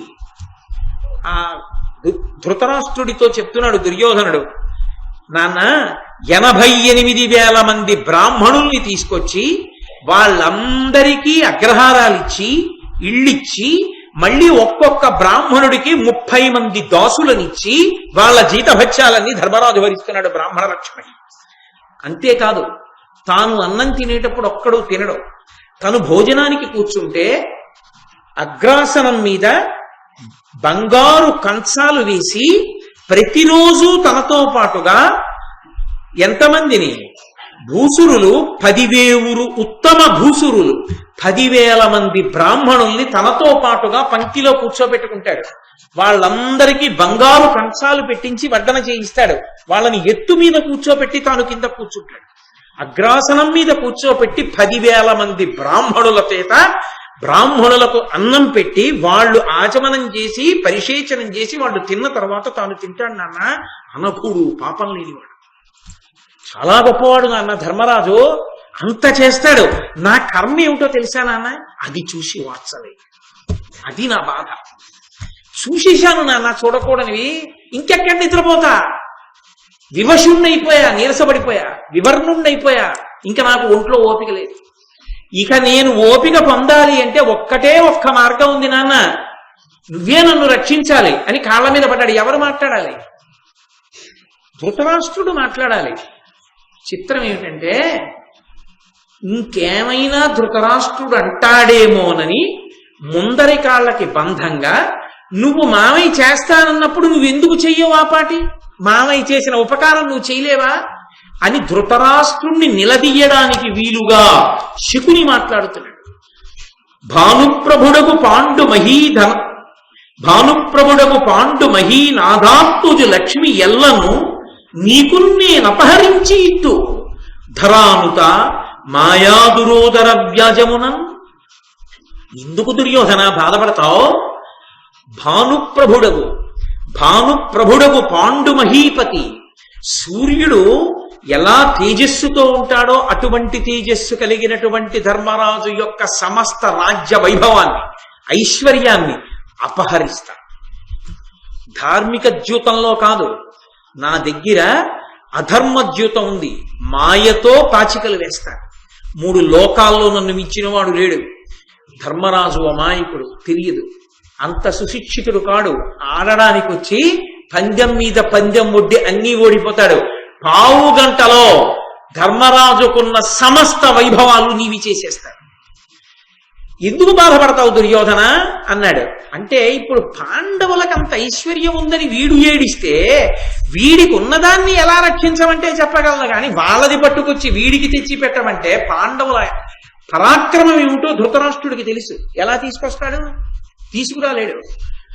పరిష్కారం ఏమిటో శకుని చెప్తున్నాడు. ఇప్పుడు అయితే మామయ్య చెప్పినట్టు చేయరా అంటే ఏం చేయాలి? ధృతరాష్ట్రుడు జూత క్రీడకు ఆహ్వానించాలి. తానలా ఆహ్వానిస్తే 10 మంది ఏమంటారు? పెద్దనాన్నవి, రాజ్యం ఏలుతున్న వాడివి, దుర్మార్గుడివి, అలా తమ్ముడి కొడుకుల్ని పిలిచి మాయాజూతంలో ఓడించచ్చా అని అడగారు. తాను మంచివాడిగా ఉంటూ పని చెయ్యాలి. అందుకని ఇప్పుడు ధృతరాష్ట్రుడు అన్నాడు దుర్యోధనుడితోటి, ధీరమతి విదురుతోడ విచారింతం, వాడు నయవిశారదుడు, కళాపారగుడు, దీర్ఘదర్శి, అపార హితారంభుడు, ఉభయపక్షంబులకు. అలాగే అనలేదు, అనకుండా చాలా వివేకం కలిగినటువంటి వాడు విదురుడు, అతన్ని సంప్రదిస్తాడు. వాడు నయవిశారదుడు, నీతిశాస్త్ర కోవిదుడు, కళాపారగుడు, అన్నీ తెలుసున్నవాడు, దీర్ఘదర్శి, దూరదృష్టితో ఆలోచిస్తాడు. అపార హితారంభుడు, భయపక్షంబులకు, 2 పక్షాలకి కూడా హితం కావాలని కోరుకునేవాడు. ఆ విదురుడితో నేను ఆలోచిస్తాను, ఆలోచించి నీకు చెప్తానన్నాడు. ఎందుకు విదురుడితో ఆలోచించడం? విదురుడు మహాధర్మమూర్తి. అంతటి ధర్మమూర్తి అయినటువంటి విదురుడు ఈ అక్రమాన్ని అంగీకరించడు. అంగీకరించడని తెలిసినప్పటికీ మరి ధృతరాష్ట్రుడు ఎందుకు విదురుడితో మాట్లాడడం? వినడుగా ఎలాగో విదురుడు తాను చెప్పిన మాట వినడు. మాయాద్యూతానికి విదురుడు ఒప్పుకోడు. తప్పు, అలాంటి వద్దు. బుద్ధుందా లేదా నీకు? వాళ్ళకి పెద్దనాన్నవి, అటువంటి పనులు చెయ్యొచ్చా? మాయాద్యూతం ఏమిటి? పిల్లల మధ్య చిచ్చు పెడతావా? తప్పు, అలాంటి పనులు చేయకూడదు నువ్వు అంటే ఊరుకుంటాడా? అలా ఊరుకునేవాడైతే ఆ బుద్ధేదో తన కొడుక్కి తాను చెప్పద్దా? అంటే టక్కరితనం తండ్రిది ఎక్కడిదంటే, మహానీతి విశారదుడైనటువంటి విదురుణ్ణి నేను సంప్రదించాను, విదురుడు వద్దన్నాడు, కానీ ఏదో పిల్లలాడుకుంటానన్నారని ఒప్పుకున్నాను, విదురుణ్ణే పంపించాను తీసుకురమ్మని. నేనేం అబద్ధమాడానా? జూదం ఆడుకుందరు గాని కాసేపు కొత్తగా సభ కట్టాను రండిని చెప్పి నేను పిలుపుకి ఆహ్వానానికి పంపించింది విదురుణ్ణే కదా, విదురుడే కదా వెళ్ళి మాట్లాడాడు అని విదురుణ్ణి తీసుకొచ్చి సన్నివేశంలోకి దింపితే తాను మంచివాడన్నట్లుగా కనపడచ్చు. దుర్యోధనుడు ప్రమాదకారా, ధృతరాష్ట్రుడు ప్రమాదకారా? నేనందుకుని విదురుడితో మాట్లాడి నీకు చెప్తానన్నాడు. దుర్యోధనుడు అన్నాడు, పాండుపుత్రులకెప్పుడు పక్షపాతి విదురుడని చెప్పతొల్లియు విందు, దీని నెరిగి వారించుగాన అతడేల శకుని కైతవంబున కొడబడు కౌరవేంద్ర. ఎప్పుడూ విదురుడు పాండవ పక్షపాతి, వీడు పాండవ పక్షపాతి అంటాడు గాని పాండవులు ధర్మమనందున్నారు, విదురుడు ధర్మపక్షపాతి. అందుకని విదురుడు పాండవుల పక్షాన మాట్లాడినట్టే కనిపిస్తుంది. పాండవుల పక్షాన మాట్లాడతాడు. అటువంటి విదురుడితో మాట్లాడి నువ్వేం నిర్ణయం చేస్తావు? మాయాద్యూతానికి పిలిపించగలవాలని విదురుడు ఒప్పుకుంటాడా? విదురుడితో మాట్లాడతానంటావేంటి? దీని కొడబడవేని నీడ ఈ క్షణమా సర్వభక్షుచే భక్షితుండనగుదను, తెల్లమేనెట్లయినా వగపు దక్కి విదురుడును నీవు ఉండు ముదముతోడ. నువ్వు మహారాజువి, మంత్రి విదురుడు, ప్రతిదానికి మంత్రిని సంప్రదించాలా? నువ్వు నిర్ణయం చేయలేవా?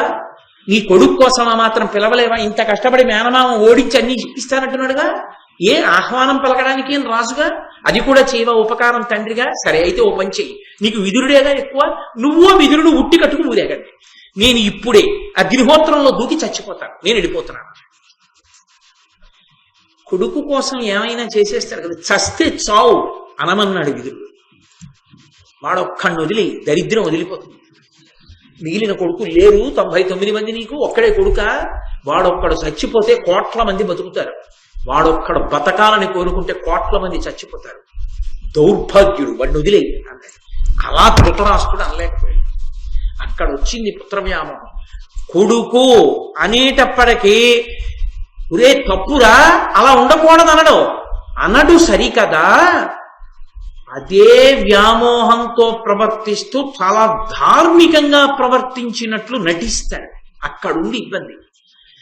కాబట్టి వెంటనే అన్నాడు, ఉరే అంత పని చేయకురా, నువ్వు కోరుకున్నట్టే చేస్తానరా, పాండవుల్ని తప్పకుండా పిలిపిస్తాను అని 1000 మంది శిల్పుల్ని పిలిచాడు. ఎంత దురాలోచన చూడండి. 1000 మంది శిల్పుల్ని పిలిచి అనేక ద్వారాలతో అద్భుతమైనటువంటి సభా నిర్మాణం చెయ్యండి అని వాళ్ళని ఆజ్ఞాపించి వలవల ఏడిచాడు. ఒరే కొడకా, నువ్వు అటువంటి పని చేయకురా, నువ్వు లేకపోతే నేను ఉండలేను రా అని. అంటే అక్కడ మహిసభా నిర్మాణం జరిగింది. రాజసూయానికి వీళ్ళని పిలిచారు. వాళ్ళని పిలవడానికి హేతు ఏమిటి? ఏదో ఒక హేతు ఉండాలిగా. కొత్తగా సభ కట్టాము, చాలా గొప్ప సభ, మణిసభ ఇది. ఓసారి ధర్మరాజు వాళ్ళు వస్తే బాగుంటుందని పిలిపించాడు. గోడలు స్తంభాలు ఎన్నాళ్ళు చూస్తారు మణిసభని చూసిన వాళ్ళు? అందుకని ఏం చెయ్యొచ్చు? ఇంత గొప్ప సభ అలా చూస్తూ కాలక్షేపం ఉత్తిరే ఏం కూర్చుంటాం, కాసేపు జూదం ఆడుకుందాం అనొచ్చు. అన్న తర్వాత కావలసినవన్నీ చెయ్యొచ్చు. అందుకని దానికి పిలుపుకొక ప్రాతిపదిక కోసం మంటప నిర్మాణం చేశాడు సభ. అందుకు పిలిచాడు 1000 మంది శిల్పుల్ని. తన కొడుకు కోసం ఎంత దురాలోచనైనా చెయ్యగలడు. తమ్ముడి కొడుకులు తన కొడుకులే అయినా అన్నగారు, తమ్ముడు చనిపోయాడు, అన్నగారై ఆ బిడ్డల్ని రక్షించవలసినటువంటి వాడు ఎంత దుర్మార్గుడై ఆలోచిస్తున్నాడో చూడండి. మనసుకి నియంత్రణ లేకుండా ఉండాలి కానీ తన మీద తనకి అదుపు లేకుండా పోవాలి కానీ మనిషి ఎంతకైనా తెగించగలడు అని విదురుణ్ణి పిలిచి, ఇలా మాయాద్యూతంలో గెలవాలనుకుంటున్నారు, శకుని ఆడతాడు, నువ్వు వెళ్ళి పాండవుల్ని తీసుకురావాలని చెప్పాడు. విదురుడితో మాత్రం నిస్సందేహంగా చెప్పేస్తాడు, విదురుడితో మాట్లాడతాడు. మంత్రి కాబట్టి విదురుణ్ణి పిలిచి చెప్పాడు.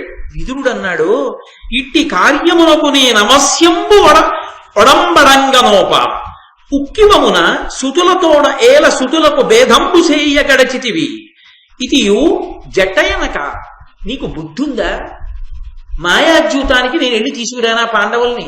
పిల్లలకి చిచ్చు పెడతావా? పెద్దనాన్నవి నువ్వు ఉన్నావా? పాండుపుత్రులకి నీ పుత్రులకి సయోధ్య కుదిరేటట్టుగా చూడాలి, అందరూ అన్నదమ్ముల్లా బతికేటట్టు చూడాలి. కానీ ఏమి నీ పెద్దరికం కాల్సనా? ఏమిటి జూదం ఆడించడం ఏమిటి పిల్లలతోటి? నేను ఒక్కనాటికి ఒప్పుకోని జూదాన్ని. వలసి నీ పుత్రులెల్లా ఉండురలతోడ ఎట్లొడంబడి ఉందురు అట్లు చేయవలయం, తమలోన జూదంబు వాదునగుట కలహ మూలంబ ఎట్టి శాంతులకునైనా. ఒకసారి జూదమాడడానికి అన్నదమ్ములే కూర్చున్నా మొట్టమొదట వాదన ప్రారంభం అవుతుంది. వాదన కలహం కింద మారుతుంది, కలహం యుద్ధం కింద మారుతుంది. జూదం అంటూ మొదలుపెట్టిన తరువాత అది ఎంత ప్రమాదానికి వెడుతుందో ఎవరూ చెప్పలేరు. ఎంతటి శాంతమూర్తులైన వారు కూర్చుని మొదలుపెట్టినా అది క్రీడాద్యూతమే అయినా చిట్ట చివరికి అత్యంత ప్రమాదకరమైనటువంటి స్థితిని కల్పిస్తుంది. అందుకు నా మాట విను, నేను అంగీకరించను. అది ధృతరాష్ట్రుని యొక్క నయవంచన అంటే అక్కడ ఉంది. బుద్ధురా అని చెప్తున్నాడు విదురుడు. ఏమీ ఎరగని వాళ్ళ ధృతరాష్ట్రుడు అన్నాడు, పుత్రులకేల భేదమగు భూనత, ఏనును నీవు జాహ్నవీ పుత్రుడు నుండగా అహితమున్ భయమున్ దొరకొన్నే, నాకు నా పుత్రులకు ప్రసాదకృత బుద్ధులు వెల్పులుగాన దీనికిన్ మిత్రనిధి ఒడంబడుము మిన్నక సంశయమంద నీటికి. మహామంత్రి విదురుడు మంత్రి అని పిలవలేదు, మిత్రనిధి అన్నాడు. ఓ స్నేహితుడా, చిన్న బాధ అర్థం చేసుకోనా, బలహీనత నీకు తెలుసు కదా అని దాని అర్థం ఎక్కువ వాదన పెట్టకు దీని మీద అని. పుత్రులకేల భేదమగు భూనాథ భూనుత, ఎందుకు వస్తుంది కొడుకుల మధ్య వైరం? భలేవాడివే, ఏనును నేను లేను, నేనున్నానన్నవాడు ఏం చేశాడో చూద్దురు గాని. నిజంగా ద్యూతం జరిగినప్పుడు నేనున్నానన్నవాడు ద్రౌపదీదేవి ఏడుస్తూ మామగారి దగ్గరికి వచ్చి నిలబడితే ఏమీ వినపడి వాళ్ళ నిల్చున్నాడు, చీరలు ఒలిచేస్తుంటే. కాబట్టి నేను లేను, నీవు లేవు, నీవు జాహ్నవీపుత్రుడు నుండగా గాంగేయుడు భీష్మాచార్యుల వారు లేరు, నేను నువ్వు భీష్ముడు కూర్చుండగా పిల్లలు దెబ్బలాడుకుంటారా? హాయ్ అంటే ఊరుకోరు, అంత ఊరుకునే కొడుకు తన కొడుకు తెలియదు. కాబట్టి అహితమున్ భయమున్ దొరకొన్నే, జరగకూడనిది భయంకరమైనది జరుగుతుందా? నాకు నా పుత్రులకు ప్రసాదకృత బుద్ధులు వెల్పులుగాన, నాకు నా పుత్రులకి దేవతలు ఉన్నారయ్యా, వాళ్ళు ఎప్పుడు రక్షిస్తూ ఉంటారు. ఎంత మంచి బుద్ధి ఉన్నవాడో కదూ రక్షించడానికి. దీనికి మిత్రనిధి ఒడంబడమో, స్నేహితుడా ఒప్పుకోవయా, వెళ్ళి ఆ ధర్మరాజుని పాండవుల్ని తీసుకురావయా జూదం ఆడడానికి. కాసేపు వాళ్ళు క్రీడాజూతం ఆడుకుంటారు, పిల్లలు కాలక్షేపానికి ఆడుకుంటారు. అంటే అది కర్తవ్యతానిష్ట. అంటే తాను చెప్పవలసినది చెప్పేశాడు. మంత్రిగా తన కర్తవ్యం తాను చేస్తాడు. ప్రభు ఆజ్ఞ, మహారాజు వెళ్ళి తీసుకురమ్మన్నాడు. అందుకని ధర్మరాజు గారి దగ్గరికి వెళ్ళి తీసుకురావడానికి వెళ్ళవలసిందే విదురుడు. అందుకని ఇప్పుడు వెళ్ళడానికి బయలుదేరుతున్నాడు. బయలుదేరుతూ ఎందుకైనా మంచిదని ఒక్కసారి భీష్మాచార్యుల వారి దగ్గరికి వెళ్ళాడు. వెళ్ళి ఇలా శకుని మాయాద్యూతం ఆడడానికి సిద్ధపడుతున్నాడు, పాండవుల్ని వెళ్ళి నన్ను తీసుకురమ్మంటున్నాడు ధృతరాష్ట్రుడు, ఇది ప్రమాదకరం కాదా అని అడిగాడు. భీష్ముడు అన్నాడు, ఖచ్చితంగా ప్రమాదకరమే. ధృతరాష్ట్రుడిటువంటి నిర్ణయం చేసి ఉండకూడదు, నువ్వేం చెప్పావు? వద్దని చెప్పాను. ధృతరాష్ట్రుడు ఏం చెప్పాడు? వెళ్ళి తీసుకురమ్మని చెప్పాడు. నువ్వున్నావు, నేనున్నాను, తానున్నానని చెప్తున్నాడు. పైగా రాస పదవిలో కూర్చున్నవాడు చేసిన నిర్ణయాన్ని గౌరవించాలి, అది వాళ్ళ కర్తవ్యం. తన కంటి ముందు తాను పెంచిన వంశాన్ని తాను త్రుంచలేడు భీష్ముడు. అందుకని సరేనన్నాడు. బయలుదేరాడు విదురుడు. ఇక వెళ్ళి తీసుకురావాలి, మానసికంగా సిద్ధపడుతున్నాడు. లోపల కడుపులో బెంగ ధృతరాష్ట్రుడికి. ఏమిటి బెంగ? ఇవాళ మాయాద్యూతం ఆడతారు, సామ్రాజ్య వైభవాన్ని లాగేస్తారు, బానే ఉంది. కానీ పాండవుల తేజస్సు ఏమవుతుంది? పాండవుల పరాక్రమం ఏమవుతుంది? లోకం ఏమంటుంది? వీళ్ళు ఎటు తిరిగి ఎటొచ్చి పాండవులు తిరగబడితే అస్తమానం ఆడతారా జూదం? యుద్ధ భూమిలో నిలబడితే నా కొడుకులు ఏమైపోతారు తెలియదా? అధర్మం ఉన్న చోట విజయం ఉంటుందా? ఉండదు. కాబట్టి ఏమైపోతుంది? వాళ్ళది తనది కావడం కాదు, తనది వాళ్ళదవుతుంది. పాండవులది అయిపోతుంది రాజ్యం అంతా, తన పుత్రులందరూ నశించిపోతారు. అందుకని కడుపులో బెంగ. మంచి పని కోసం బెంగ కాదు, ఎప్పటికైనా తన వాళ్ళు నశించిపోతారేమో పాండవుల చేతిలోని బెంగ. అందుకని ఏకాంతంలో సభా నిర్మాణం అయిపోయాక దుర్యోధనుడిని పిలిచాడు. పిలిచి, జూదమిదియేలా దీనను భేదము మీలోన పుట్టు పెలుచన యుష్మద్వేదనము చేసి ఎగ్గును ఉత్పాదిల్లు ధరిత్రి ప్రజకు భయజననంబై. ఒరే దుర్యోధనాన్ని చెప్పిన మాట వినరా, ఎందుకు వచ్చిన జూదం రా? ఈ జూదం వల్ల మీకు తగువులు వస్తాయిరా. ఆ తగువు వల్ల భేదభావాలు వస్తాయిరా, దానివల్ల యుద్ధం వస్తుందిరా, యుద్ధం వల్ల ప్రజలందరూ పాడైపోతారా అంటున్నాడు. నువ్వేరా పాడైపోయేది, మీ నూరురే చచ్చిపోతారా, నేను ఏడవాలంటే దరిద్రం వదిలిపోయి అది అండం. ప్రజలకు ఇబ్బంది వస్తుందిరా అంటే కొడుకుతో కఠినంగా చెప్పలేడు, కొడుకుతో గట్టిగా దబాయించి మాట్లాడలేడు. ఎందుకు చెయ్యవలా, చెయ్యి ధర్మం అది, నీకేం తెలిసని మాట్లాడుతున్నావు, మాట్లాడకెక్కువ అనలేడు కొడుకుని. కొడుకు కోసం నీతి చెప్పడం మానేసి ప్రజలు చచ్చిపోతారు, అందుకు జూదం ఆడొద్దని చెప్పాడు. ఇమ్మహి నీవు పాండవులు ఎప్పటి ఎట్ల పరస్పరానురాగమ్మున ఏలుచుంకి ఇది కార్యము, పాండవలక్ష్మి నీకు అసహ్యం మననేలా, వంచనం పరార్థ పరిగ్రహ బుద్ధి చేసి పాపమ్మవు పాపకారులకు బాయునవశ్యము అర్థధర్మములు. ఇక్కడ తేలేడు. ఊరే ఎప్పట్లా నువ్వు పాండవులు కలిసి ఉండి ఎవరి సామ్రాజ్యం వాళ్ళు పాలించుకుంటే గొడవ వదిలిపోతుందిరా, ఈ భోగాలైనా దక్కుతాయిరా. పాండవ లక్ష్మి పట్ల నీకు ఎందుకంత అసూయ, వాళ్ళకుండని ఏడుస్తావేమిట్రా, నీకున్నదానికి సంతోషించడం మానేసి. ఇప్పుడు నీకున్నది సంతోషిస్తే నీకు ఉన్న దాంట్లో పోతోందంటే పోకుండా చూడటం సాధ్యం. ఇంకోటి కుంది ఆడిది నీకు తెచ్చేయమంటే ఎలా సాధ్యం రా, వాళ్ళు పౌరుష పరాక్రమవంతులు, వాళ్ళు అది తీసుకొచ్చేయమంటారేంటి, తప్పు కదురా. మాయాజూతంలో తేవడది పాపం, పాపం ముందు ధర్మం, ధర్మం ముందు పాపం నిలబడదు. దానివల్ల చిట్ట చివరికి పాపకారులకు బాయునవశ్యము అర్ధధర్మముల్, అర్థము ధర్మము రెండు పోతాయిరా మనకి. అందుకని నా మాట విను, వద్దు అటువంటి పని చేయకన్నాడు. అంటే దుర్యోధనుడు అన్నాడు, ఇమ్ముల ధర్మజుతో జూతమ్మాడగ కంపనాకు ధరణీశ్వర, యజ్ఞం మధియ సమస్తైశ్వర్యముల వడయగనుపాయం అభిమత బుద్ధి. నాన్న మాయాజూతం అంటావేంటి నాన్న మాట్లాడితే, నా దృష్టిలో అదేమిటో తెలుసా, ధర్మరాజు గారి యొక్క సమస్త ఐశ్వర్యాన్ని నేను లాగేసుకోవడానికి ఒక యజ్ఞం. లోకంలో ఆ యజ్ఞం చేస్తే ఆ యజ్ఞము వలన సమస్త కామ్యములు ఈడేరతాయి. ఎందుకని అంటే వేదం ఒక మాట చెప్పింది, శ్రియమిచ్చేత్ హుతాశన, అగ్నిని ఆరాధిస్తే సమస్తమైన కోరికలు తీరుతాయి. అగ్నిముఖంగా దేవతలకు హవిస్సులు ఇస్తే అగ్ని ప్రీతి చెంది ఆ చిట్ట చివర పూర్ణాహుతి అయిపోయిన తర్వాత రక్ష పెడతారు. ఆ పూర్ణాహుతి అయిపోయిన తర్వాత ఆ అగ్నిహోత్రుని యొక్క అనుగ్రహం చేత సమస్తమైన ఐశ్వర్యములు కలుగుతాయి. నాన్న నాకు యజ్ఞం ఏమిటో తెలుసా, మాయాజ్యూతమే. ఆ యజ్ఞము వలన నేను పాండవ లక్ష్మిని పొందుతాను. అందుకని ఆడవలసింది. పెద్దలు హీనత పొందిరి తద్దియు హీనులు సమృద్ధి దనవిరి, నియమం పెద్ది విధి యోగమునకో, హృద్దర్పోన్నతులు చూచి ఎట్లు సహింతును, సుహృద్దర్పోన్నతులు చూచి ఎట్లు సహింతును.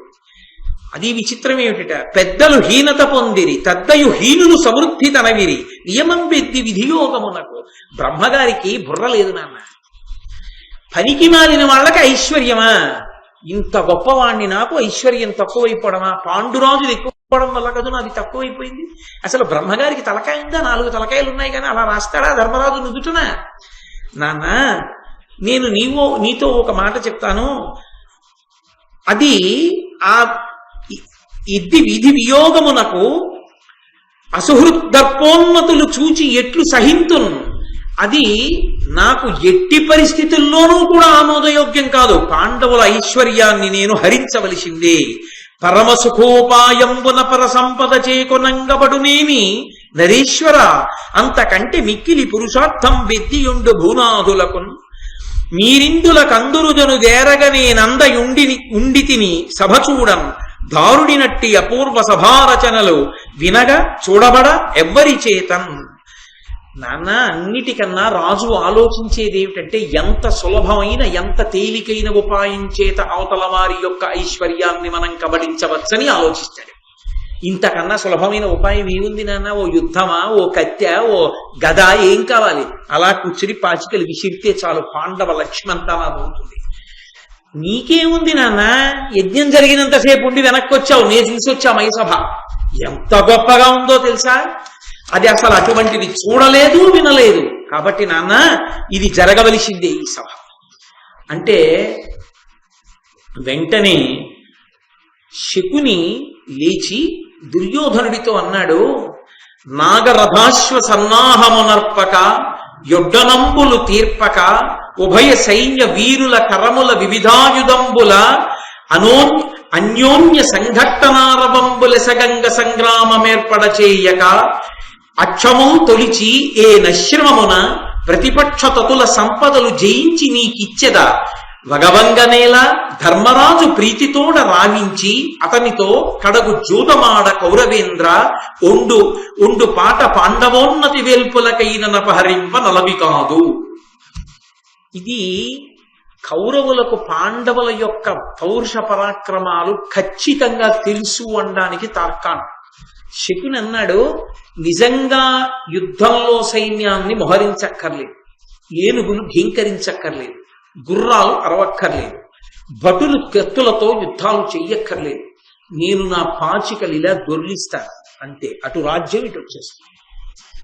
ఎందుకంటావేమో, ఇలా కాకుండా అలా కూడా తెచ్చుకోవచ్చుగా అంటావేమో దుర్యోధన అంటే, మాట్లాడుతున్నది దుర్యోధనుడితో, చెప్తున్నది ధృతరాష్ట్రుడితో. అక్కడేగా ఉన్నాడు, మరి ధృతరాష్ట్రుడికి ఎందుకు చెప్పడం అంటే, శకునికి ధృతరాష్ట్రుడు అంటే భయం, అంత చొరవలేదు మాట్లాడు బావగారితో. దుర్యోధనుడితో మాట్లాడి ఆ సమయానికి ఏది మాట్లాడాలో అది మాట్లాడి ధృతరాష్ట్రుడికి మార్గం లేని స్థితిని కల్పిస్తాడు, దుర్యోధనుడిలో అగ్ని పెంచుతాడు. కాబట్టి ఇలా పాచికలు వేస్తాను, అలా సామ్రాజ్యం ఇటు వచ్చేస్తుంది. ఎంత తేలిగ్గా వస్తుంది. యుద్ధం చేసి కూడా సాధిస్తానంటావేమో దుర్యోధన, నువ్వు కాదు దేవతలు కూడా గెలవరు పాండవులు. కాబట్టి ఉన్నదొక్కటే మార్గం, పాండవుల రాజ్యం నీదైతే తప్ప నువ్వు బ్రతకలేనంటావా, మాయాద్యూతం ఒకటే. లేదు యుద్ధం చేస్తానంటావా, మనందరం చచ్చిపోవడం ఒకటే, మనది కూడా పాండవులది అవుతుంది. కాబట్టి నీకు వాళ్ళ రాజ్యం కావాలంటే మాయాద్యూతము వినా మార్గము లేదు. ఇప్పుడు మంకు పట్టెవరికి పెరిగిపోతుంది, ఆడవలసిందే, ఆహ్వానించవలసిందే అని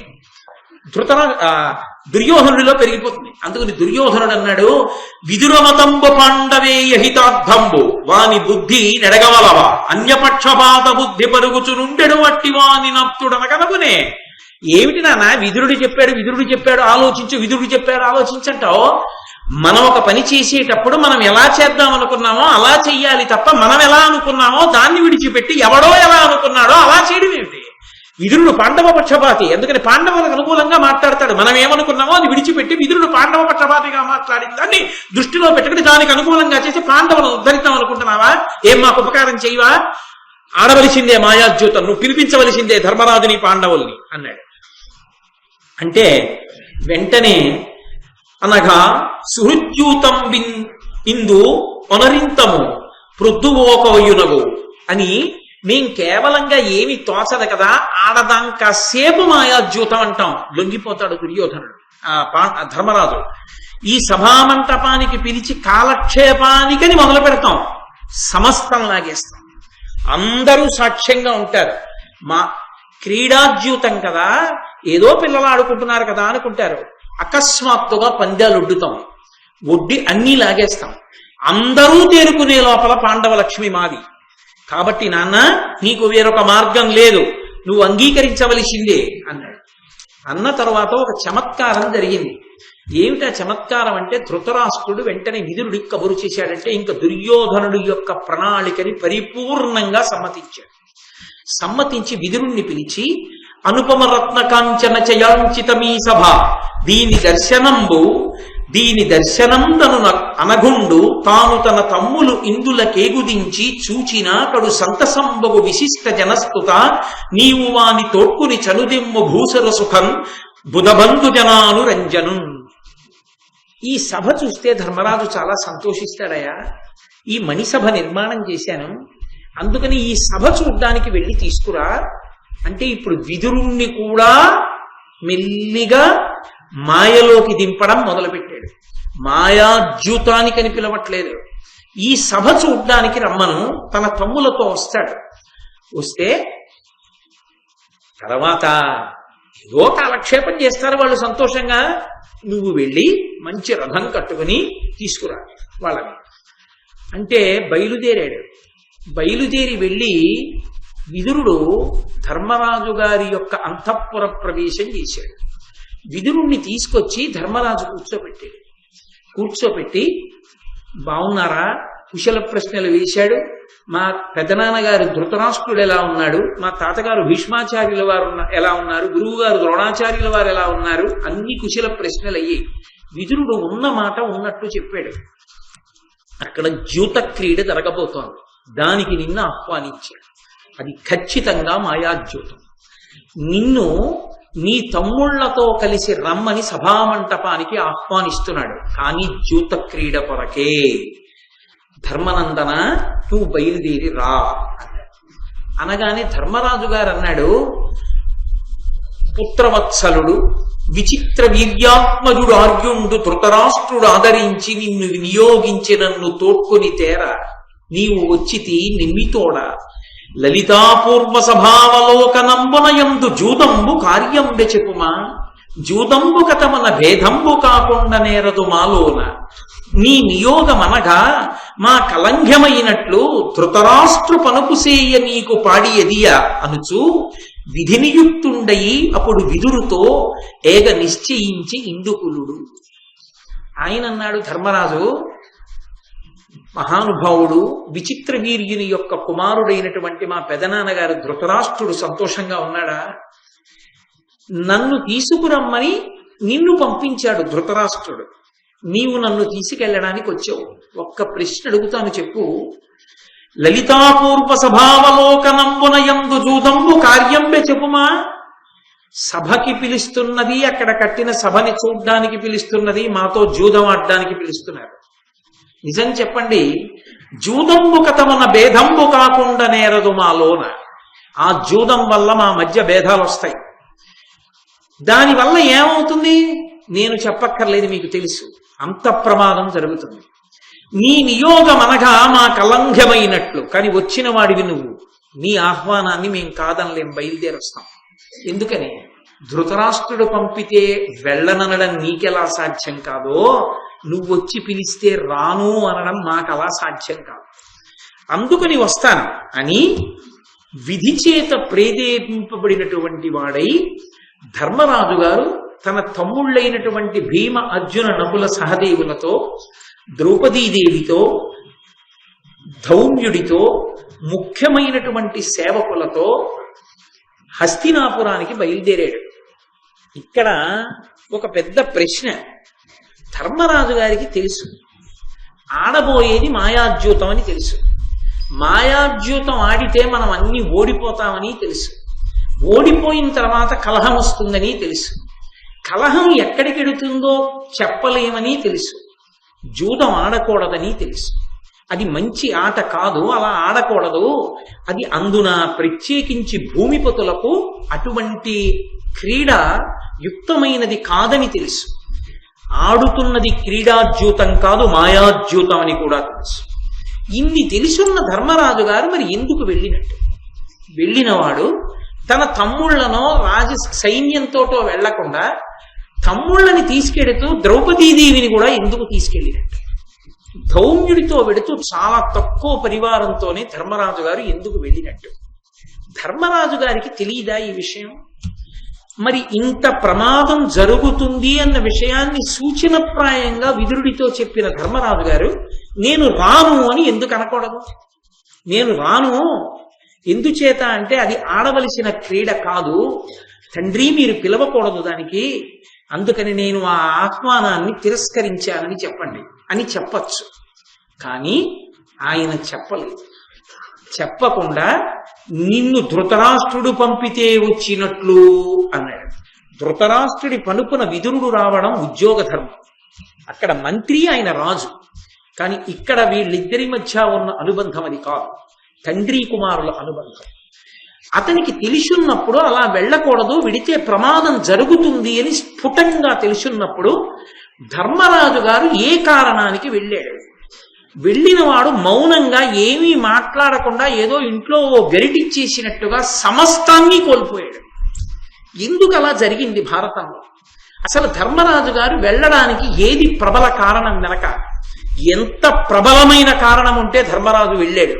లేకపోతే కేవలము జూతమునందు ఆయనకు ఉండేటటువంటి అనురక్తితో ఆ ఆట ఆడకుండా ఉండలేక దాని మీద ఉండేటటువంటి ఉత్సాహంతో ఎంత అధర్మం అని తెలిసినా కూడా, ఎంత ప్రమాదం అని తెలిసినా కూడా నేను రాను అని అనలేక బలహీనతకి లోనైపోయి గబగబా వెళ్ళిపోదామని, అందుకే మిగిలిన వాళ్ళని పిలవకుండా తన తమ్ముళ్ళని భార్యని ధౌమ్యుణ్ణి తీసుకుని బయలుదేరి వెళ్ళిపోయాడా?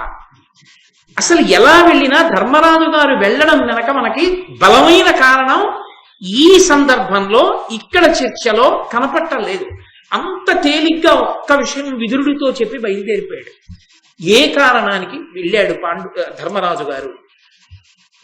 ధర్మరాజు గారు ఏ కారణానికి వెళ్ళారో అందులో ఉన్న పెద్ద రహస్యం ఎక్కడ దాచారో, ఎక్కడ చెప్పారో, ఈ విషయాల్ని రేపు ప్రసంగం ప్రారంభం చేస్తూనే చెప్తాను.